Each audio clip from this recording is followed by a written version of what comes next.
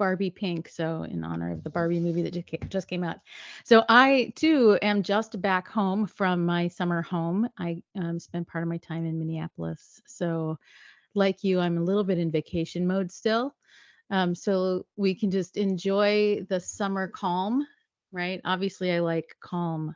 Um, so the book, it's really been 20 years in the making. My husband and I started a company about 12 years ago, 13 years ago, that allowed us to really solidify some of the ideas. But honestly, I hate bickering. I hate the tension. I've started 6 companies, so I kind of walk into chaos by default. And but but I found through this company, we had 50. It was at the very beginning of the startup accelerator kind of movement, and so we had 10 companies come to our studio for 10 weeks, and we ran like 50 companies through our studio, and some teams went really fast and some teams went really slow. And we both, my husband and I, come out of the software field, and our part of the software field is really about agile development and extreme agile, and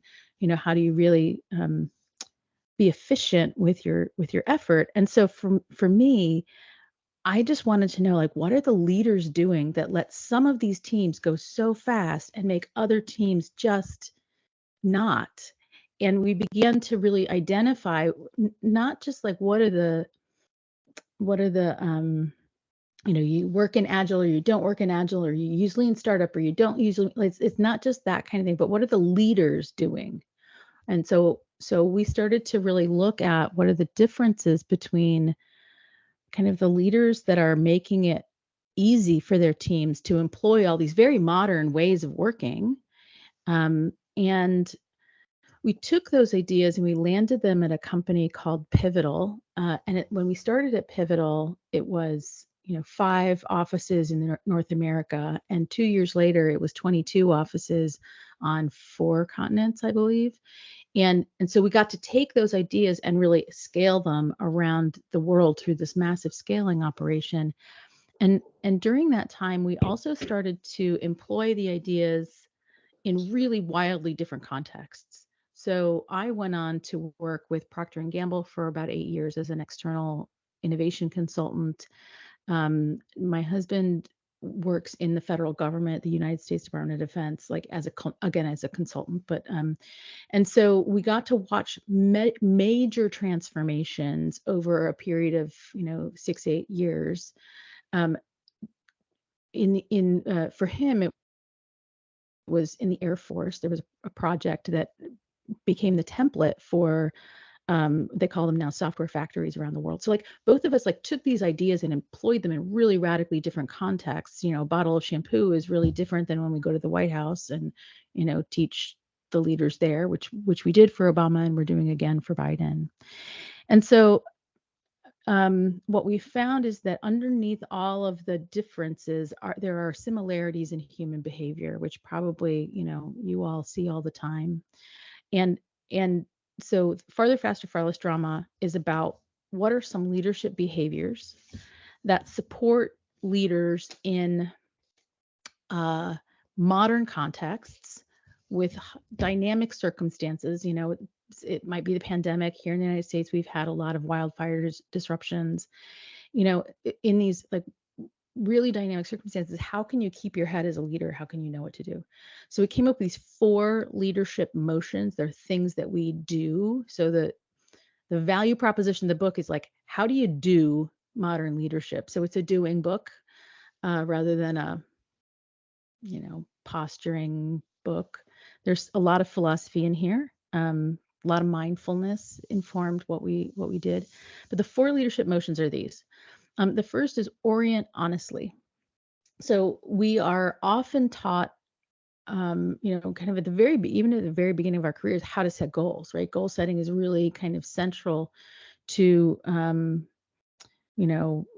how we manage our companies. So you have OKRs or OGSMs or SMART goals, or like there are all these goal setting mechanisms, but nobody's ever taught how do you understand where we are. And if I have to make driving directions from let's say Munich to Paris, uh, but half of my team is on vacation. Those driving directions aren't going to help my team meet me in Paris, right? So we have to know where we're starting from, and we have to know if we're all starting from the same place, and if we all, see the world the same way. And we talk about this as alignment, but there are techniques, and I call this orient honestly. It's like, where are we right now? And what is the thing that is making this moment complicated? So, and the quick tip here is situation, complication, question, answer. So, what is the situation? What makes it complicated? That allows us to frame the question so that we can better find an answer, right? So that was invented by a woman named Barbara Minto, long time ago. Then the second leadership motion is value outcomes. So again, we're all taught about planning and project planning in their project management offices, and we have plans. But as we begin to execute plans, we're going to learn more. Circumstances are going to change. Something's going to surprise us. Something's not going to work the way that we expected it to. Our plans are incorrect for the actual unfolding circumstances over time. So what we want is to obviously continue planning, value our plans, but we want to value more the outcome. And so the book describes a number of techniques that are used for outcome-oriented road mapping. So you're like, this is what we want to accomplish. Here's the plan that we think is going to get us there. And as we learn whether that plan is correct, we now have the flexibility and freedom to change the plan. So our corporations are often organized around valuing on budget, delivery of exactly what we promised on the schedule we promised, right? So I'm going to write a plan on day 1, and sometimes it's day, 300. I'm going to have executed exactly on that plan, whether or not we accomplished the important outcome that the plan was intended to produce. So value outcomes more than your plans. That's motion number 2. The third one, again, we talk a lot about this. It comes up in so many ways, and that's leveraging the brains around you, right? So in the most successful teams that I've seen, this includes, who do you invite to a meeting? Who gets to help make the decision? What are the kinds of people? And again, another pro tip, 3 kinds of people: the people with the authority to say yes, the people who have to live with the outcome. These are the ones that are often overlooked, and the people who actually have the subject matter expertise or knowledge or what have you. Don't let anybody else into your decision-making processes. Take their information, get their input. But anyway, so that's my pro tip on that one. But leveraging the brains is the best leaders that are most successful are really good at identifying who can contribute productively in this moment, and making contexts where they can externalize that thinking, share it in a space where others can participate in it. And then focus on the bits of that matter. We call that pattern EOF, externalize, organize, focus. And then the final one is, I think, where a lot of drama comes in, and that's decision making. The fourth leadership motion is we make durable decisions. And that's a really weird word to apply to a decision. Durable. We think of durable like, there's a brand of pants here in the United States called Carhartts, and they're just like, they're not very pretty, but they really work and they last for a long time and they get the job done. So that's kind of what I have in mind when I use the word durable, is that we want to make decisions that we can all live with, that get the job done. So instead of saying, do we all agree that this is the right decision, we take that down and we say, does this move us toward our outcome, and can we all live with it?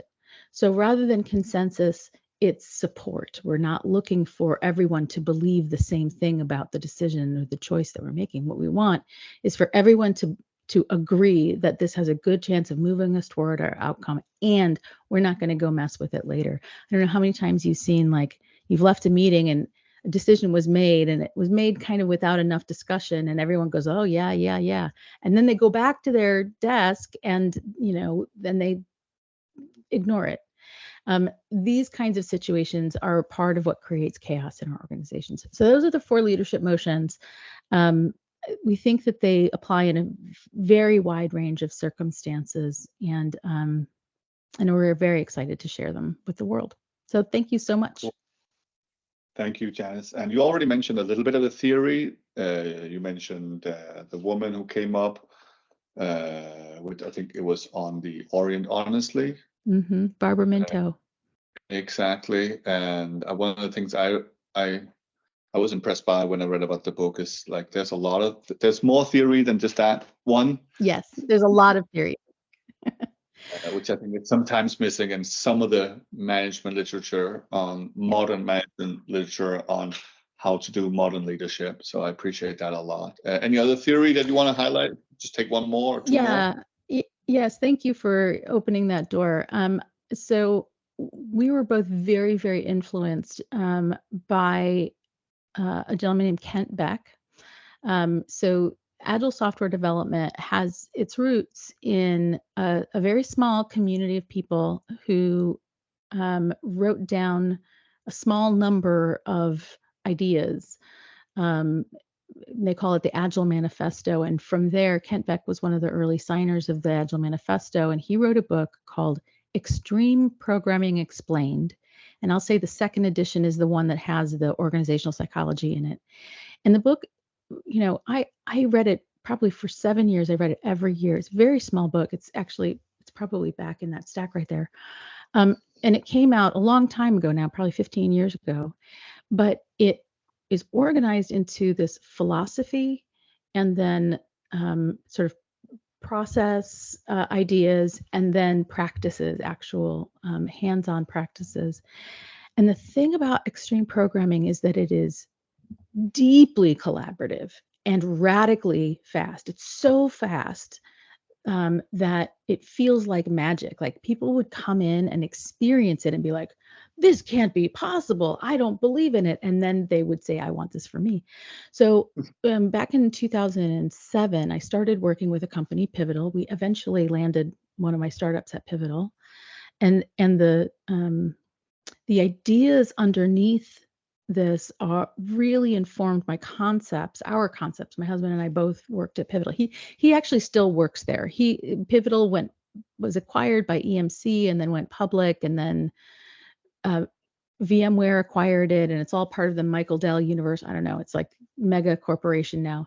So he's still there 9 years later. He's still kind of pursuing the same ways of working. But I wanted to see if we could transplant some of those radical ways of working into other contexts. And so the thing that makes Agile, or the original Agile Manifesto, and then specifically this extreme programming flavor of Agile, what makes it really special is that they value communication so radically that with XP, you have two developers working side by side, talking the entire day on one CPU. One person is the navigator and one person is like typing. And so they're looking at the code, writing the code in collaboration, 8 hours a day, 5 days a week. And what we saw was that, quality outcomes were built in just in the way that they practice. And practitioners of Agile and practitioners of extreme programming specifically are constant learners. They're continually picking up new ideas, doing a little bit of research, doing a deep dive, finding something new. So they keep this focus on the outcome and bring in whatever new new information they need in order to be effective in the goal. And so it became this like, why is this working in such a magical way? Why is it so difficult for some people to believe that it's possible? And why is it such a lovely workplace? The first thing they hired for was not how good is your code. The first thing that Pivotal hired for is empathy. And I'm going to credit that theory with, I'm going to credit a certain guy with that. His name is Rob Mee, M-E-E, Rob Mee. And he was this sort of very quiet, very thoughtful CEO that founded Pivotal Labs, helped to create the field of agile software development, really understood what made it special, and then dug into extreme programming. And so even though I spend most of my time dealing with Procter and Gamble, and you can think of that like a bottle of shampoo, what really I think the best management book I've ever read is this super nerdy, unattractive Extreme Programming Explained second edition. And yeah, so that hugely influential. And then the third really big influence goes back even farther for me than that. It's a thinker. Her name was Wanda Brown. She's not written anything because she was too busy working the whole time, but she was my sales trainer, and she taught me about selling. And she appears in the book in several places. But her concept of selling, which I learned in like the year 2002, maybe, really was about need finding and again deep empathy, right? And checking our understanding. And so those, I would say, those are probably three of the biggest influences in how I think and how I work. Cool. Very good. Thank you. If anybody else has questions or comments, feel free to raise your hand or write on the chat. I know the book also has exercises. Yes. So one of the things that we do, like so many people who come out of consulting, we try to walk people through problem solving, through hard problem solving. And so we became noted in the Bay Area and, in the companies in which we work for facilitation, for our facilitation skills. And we have a particular way of facilitating. And so I would say one of my hobbies is defeating terrible meetings. Like I am so sick of bad meetings. I want better meetings. I want them to be more productive. So I don't actually have meetings anymore.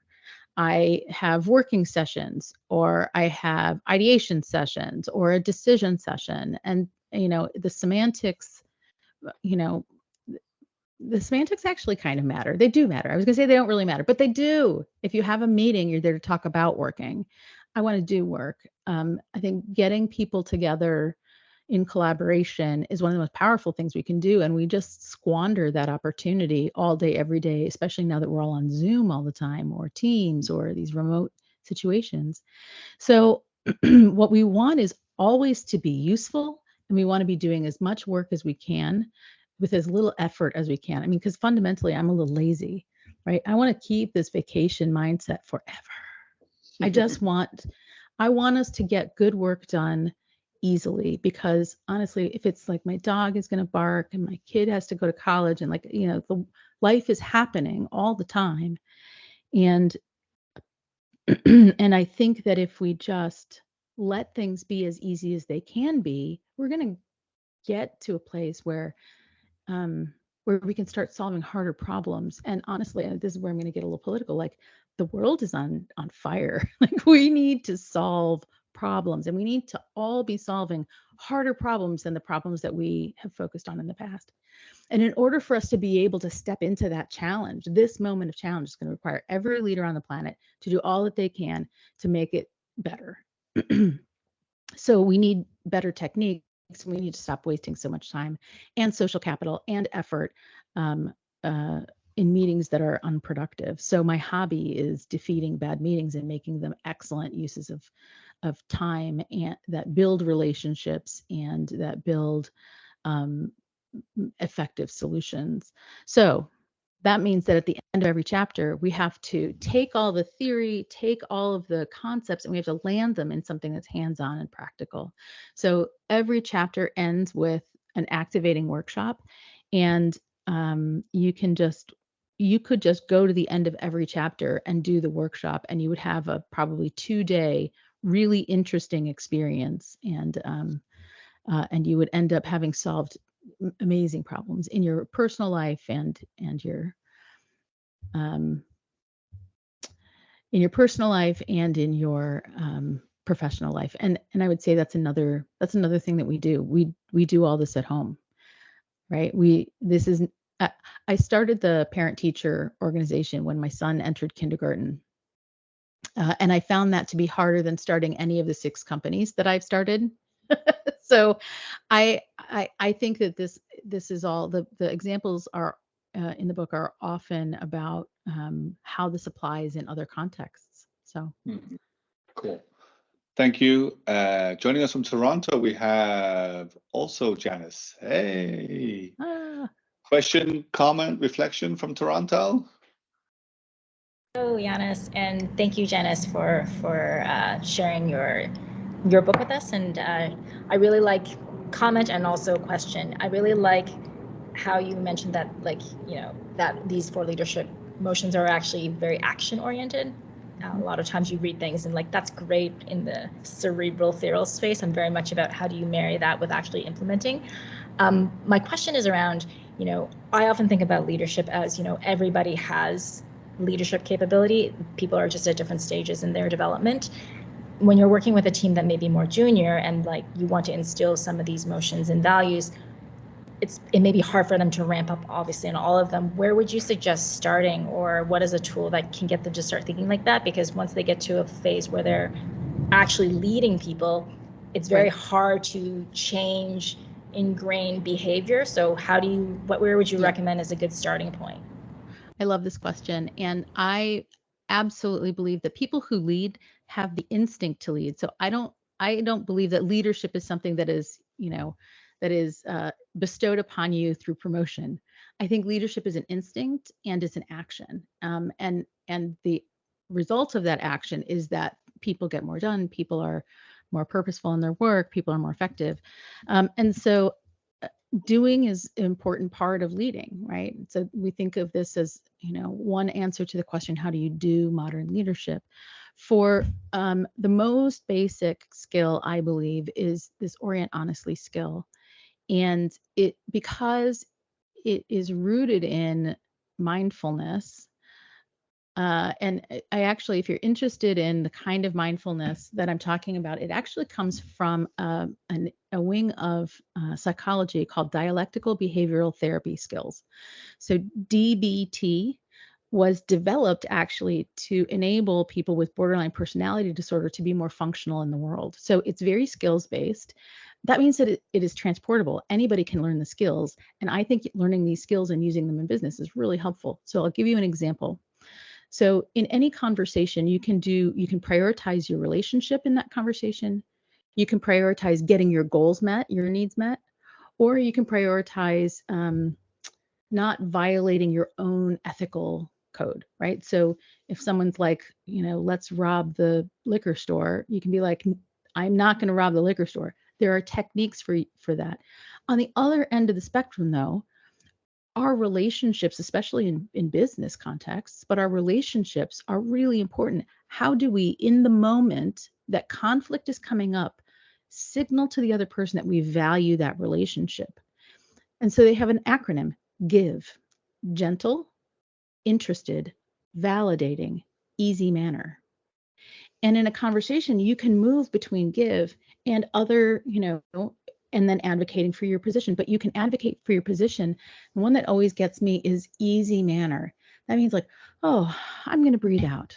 I'm going to look at this person as if I like them, as if I care about them. I'm going to validate that their point of view, which might be different from mine, is still valid, right? And so I was sharing this with my son. He was sitting at my desk, and I won't hold up his notes, but this is the note that he took, and it says gentle, interested, validating, easy manner. Like he was having conflict with a friend. I shared this with him. He wrote it down. He had a tool now that he could go into that conversation with, right? And so borrowing from all of these different places where humans are more effective and where people want to be effective in the moment can really help us. So orient honestly, the situation, complication, question, answer, and then combine that with this give skill. And suddenly you have someone who can walk into any situation, figure out what's going on, build relationship with somebody else. And that allows the door to open to curiosity. And once you're curious and you're continuously learning, then you're going to develop as a professional and as a leader. So those are my the 2 things that I teach the most are situation, complication, question, answer, and the give skill. Very impressive. Thank you. We have time for one or two more questions or comments, reflections. If anybody wants to jump in, tell us just perhaps a little bit about when did the book actually come out? The book came out April 11th of this year. So this is the very tail end of my book tour. I've done, I've met with all sorts of people in all sorts of contexts, either remotely or in person. So it's been really exciting and very well received. So I'm really glad. For a very brief moment, we were an Amazon bestseller, and my book appeared right next to Blue Ocean Strategy, which is one of my favorite books. So like, I was like, look at that, I've succeeded. There you go. I did what I need to do. So perhaps here at the end, I can ask, now that it's 4 months, sorry, after the book came out, any like reflections post-launch? I am not a marketing person. It turns out that is not something. So I'm not sure which participant it was that has like 15 marketing people. Mike had that at Liverpool. Yeah.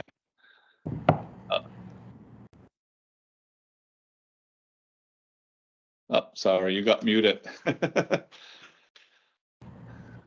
What was that, Janice? Yeah, I think Janice got muted, and her reflection was that I'm not a marketing person. So perhaps, Janice, if you can unmute here at the end, if by any chance you can press that button. See if you can find it. Is that better? There we go. Yeah. So you're not a marketing person. Excellent. You kept saying Janice got muted, and I assumed like that you had unmuted me or something. I don't know. I'm sorry about that. So No, you're good. yes, what I learned is that I should not even try, because it makes me crazy. I am not good at it. And there are too many details. I'm very comfortable in big abstract spaces, taking huge risks, right? Quitting my job to start a new company. Super easy for me. Ask me to manage a month of social media posts.